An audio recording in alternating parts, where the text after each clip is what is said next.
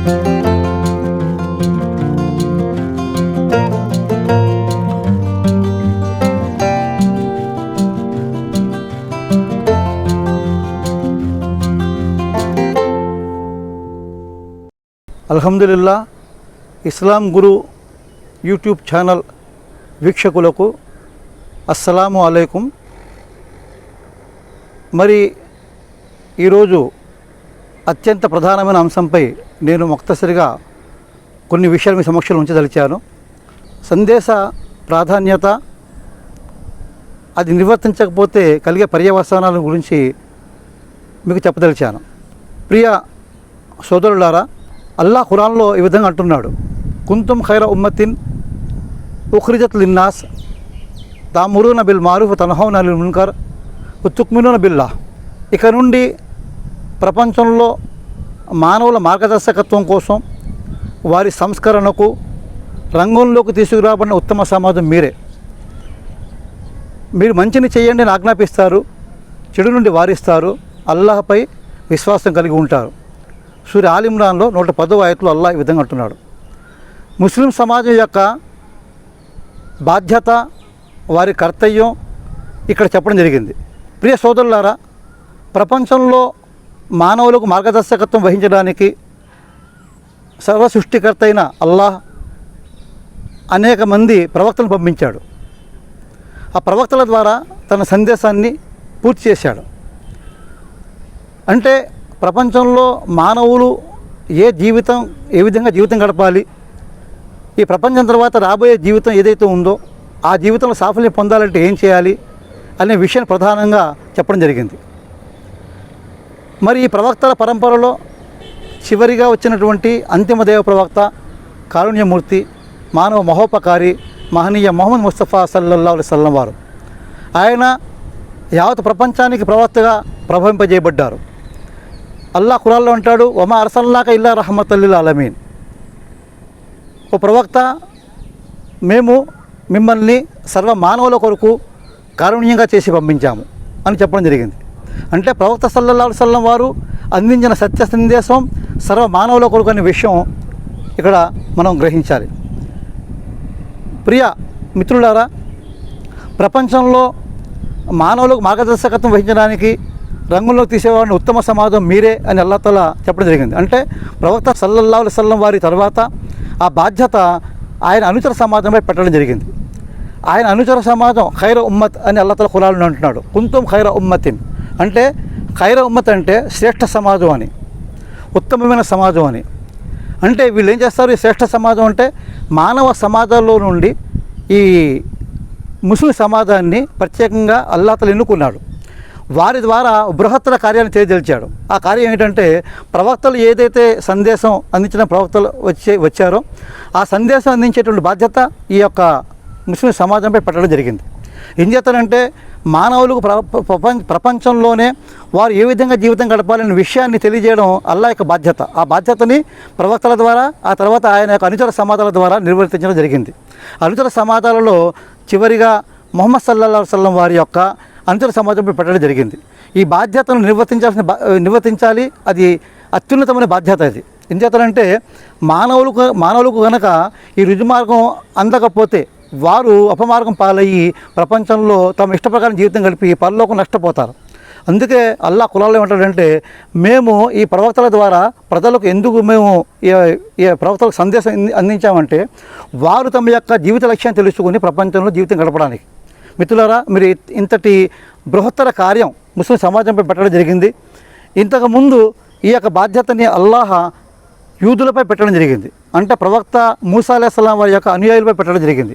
వారేం చేశారంటే, వారి ప్రపంచంలో ఈ బాధ్యతను నిర్వర్తించడానికి బదులు నిర్లక్ష్యంతో వారి బాధ్యత నిర్వర్తించడం మానేశారు. అంతేకాకుండా ధర్మంలో అనేక రకాలైనటువంటి కొత్త పద్ధతులను తీసుకొచ్చి వారు అపమార్గం పాలైపోయారు. అటువంటి వారిపై అల్లాహ్ ఏం చేశాడంటే, తన శిక్షను అవతరింపజేశాడు. అది ఏంటంటే శిక్ష, అల్లాహ్ ఖురాన్లో సూరహ్ ఆరాఫ్లో 167వ ఆయతలో అల్లాహ్ అంటాడండి, ఏమంటాడంటే, ప్రళయ దినం వచ్చే వరకు నేను తప్పకుండా ఇశ్రాయేలు సంతతి వారిని తీవ్ర యాతనకు గురి చేసే ప్రజల అదుపులో ఉండేలా చేస్తూ ఉంటాను. అంటే వారిని ఎవరైతే ఈ యొక్క తమ యొక్క కర్తవ్యాన్ని, బాధ్యతని నిర్వర్తించడం మానేస్తారో అప్పుడు అల్లాహ్ తఆలా ఏం చేస్తాడంటే వారికి శిక్షకు గురి చేస్తాడు. అల్లాహ్ ఇక్కడ అదే చెప్తున్నాడు, తీవ్ర యాతనకు గురి చేసి ప్రజల అదుపులో ఉండేలాగా వారు చేస్తాను.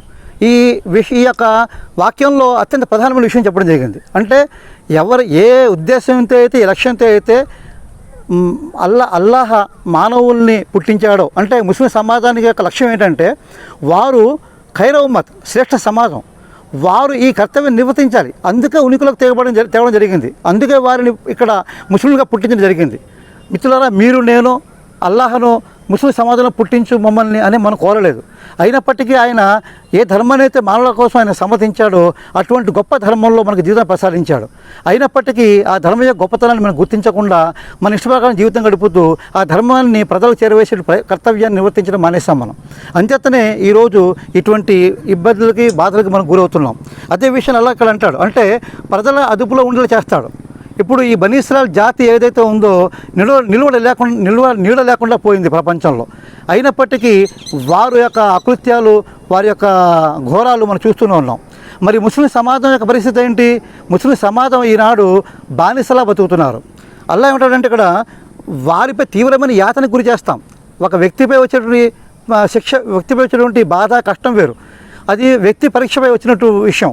కానీ ఒక సమూహంపై, ఒక సముదాయంపై, అందరిపై కూడా సామూహికంగా వీరిపై వచ్చేటువంటి ఈ యొక్క ఆపదలు, శిక్షలు ఏవైతే ఉన్నాయో మనం గ్రహిస్తూనే ఉన్నాం. ఈనాడు మన భారతదేశంలో ముస్లిం సమాజం యొక్క పరిస్థితి ఏంటి? వారి పరిస్థితి ఇంకొకళ్ళ అదుపుల ఆజ్ఞల్లో వాళ్ళు జీవితం గడిపేటువంటి పరిస్థితికి దిగజారిపోయారు. కారణం ఏంటంటే వారు స్వయంగా తమ యొక్క కర్తవ్యాన్ని నిర్వర్తించిన కారణంగానే దేవుని తరపు నుండి శిక్ష మనపై అవతరించింది. ఈనాడు మనం బానిస బతుకుతున్నాం. మన ప్రాణానికి విలువ లేదు, ఏమండి, మన రక్తానికి విలువ లేదు, మన అగౌరవం పాలవుతున్నాం, మన మాన మర్యాదలు రక్షణ లేకుండా పోయింది. కారణం ఏంటంటే దైవం మనకు అప్పగించిన బాధ్యతను మనం నిర్వర్తించడం మానేసాం. అదేమిటంటే మానవులను సంస్కరించడం, మానవులకు తమ ప్రభు యొక్క రుజుమార్గాన్ని తెలియపరచడం. అల్లాహ్ రెండు విధాలుగా మానవులకు తన సందేశాన్ని అందజేస్తాడు.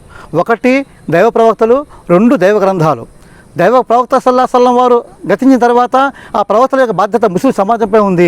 వారి దగ్గర దివ్య గ్రంథం, ఖురాన్ గ్రంథం, అంతిమ దైవవాణి ఉంది. ఈ అంతిమ దైవవాణి యావత్ మానవాళి కోసం అల్లాహ్ పంపించాడు. ఈ యొక్క అంతిమ దైవవాణిని మనం ప్రజలకు చేరవేయాల్సిన బాధ్యత మనపై ఉంది. ఒకవేళ ఈ బాధ్యత నిర్వర్తించకపోతే మనం కలిగే పర్యవసానం మనం చూస్తూనే ఉన్నాము. మిత్రులారా, ఈనాడు సమాజం అనేక రకాలుగా చెడుల్లో మునిగిపోయి ఉంది. మొట్టమొదటి చెడు ఏంటంటే మానవులు తన యొక్క సృష్టికర్తను విడిచి వారు తమ ఇష్ట ప్రకారంగా దైవాన్ని సృష్టించుకొని వాటిని ఆరాధిస్తున్నారు. వారికి నిజ దైవం ముందు వారికి ఆహ్వానించాలి. ప్రవక్తల యొక్క సందేశం కూడా ఇదే, యా కౌమి ఇబుదుల్లాహ్ మాలకుమ్ మినల్లాహి గైరు. ఓ నా జాతి ప్రజలారా, మీ యొక్క ప్రభు ఒక్కడే, ఆయన తప్ప వేరొక దేవుడు లేడు, ఆయనతో ఇతరులను సాటి కల్పించకండి, ఆయన విశ్వసించని సందేశం ఇచ్చారు. ఆ సందేశ బాధ్యతను ముస్లిం సమాజం నిర్వర్తించి ఈ యొక్క సర్వ మానవాళికి కూడా దేవుడు ఒక్కడే అనే సందేశాన్ని ఇవ్వాలి. ఇస్లాం ధర్మం ఏదైతే ఉందో అది మానవుని యొక్క సకల జీవన రంగాలలో కూడా మార్గదర్శకత్వం వహిస్తుందనే విషయాన్ని తెలియజేయాలి. ఈనాడు సమాజంలో అశాంతి, అలజడులు, ఈనాడు దౌర్జన్యాలు, అకృత్యాలు, మానభంగాలు, స్త్రీ రక్షణ లేకుండా పోవడం గల కారణం ఏమిటంటే వారి దగ్గర సత్య సందేశం లేని కారణంగానే. ఇస్లాం సందేశం వారందరికీ చేరినట్లయితే ఆ శాంతి సందేశంలో వారి యొక్క జీవితం గడిపే అవకాశం ఉంది. మిత్రులారా, నేడు సమాజం ఒక సరైనటువంటి జీవన విధానం కోసం వేచి చూస్తుంది. కానీ సరైన జీవన విధానం మన దగ్గర ఉన్నప్పటికీ మనం దాన్ని చేరవేసే ప్రయత్నం మనం చేయడం లేదు. కాబట్టి మిత్రులారా, ఈ యొక్క ఇస్లాం గురు యూట్యూబ్ ఛానల్ ద్వారా మీ ముందుకు ఏ సందేశం అయితే వస్తుందో దాన్ని గ్రహించండి. ముక్తసరిగా ఈ కొన్ని విషయాలు మీ సమక్షంలో ఉంచాను. ఇది చాలా విలువైనటువంటి విషయాలు.